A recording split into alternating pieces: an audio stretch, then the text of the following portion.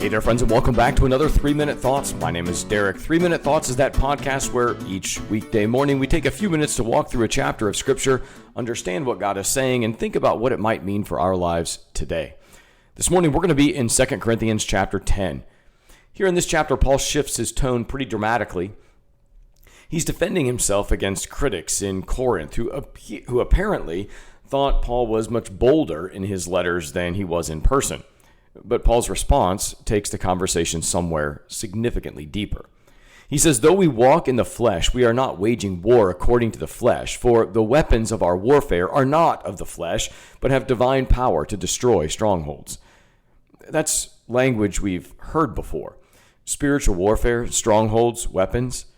And we can easily turn those words into something dramatic and external. We imagine spiritual warfare as something loud, visible, maybe even supernatural in ways that are easy to recognize, almost like something out of a movie. But notice where Paul takes it. He talks about arguments, lofty opinions, and taking every thought captive to obey Christ. The battlefield is the mind.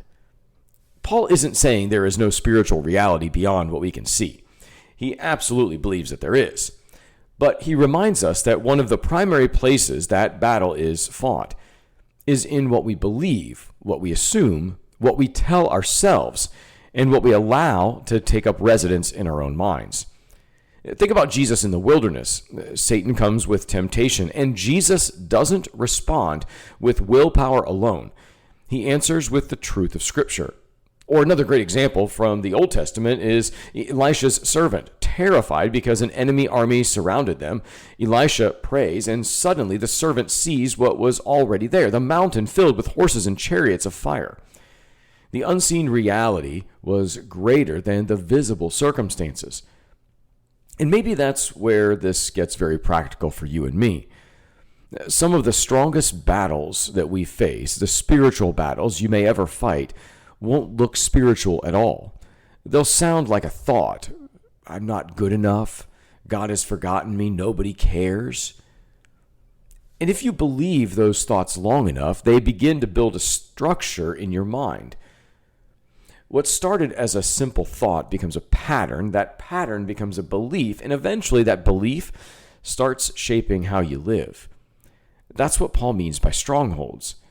And that's why his command is so important. Take every thought captive to obey Christ. Not every thought deserves to be believed. So ask yourself today, what thought patterns about yourself, about God, and about other people, or even life itself, have become strongholds in your mind? And when a thought arrives, what does it actually look like to take it captive? Maybe it means stopping and asking, is this true? Does this agree with what God has said? Paul points us to something significantly better than what this world has to offer. The battle is in our mind. Give that to God. Be well, friends.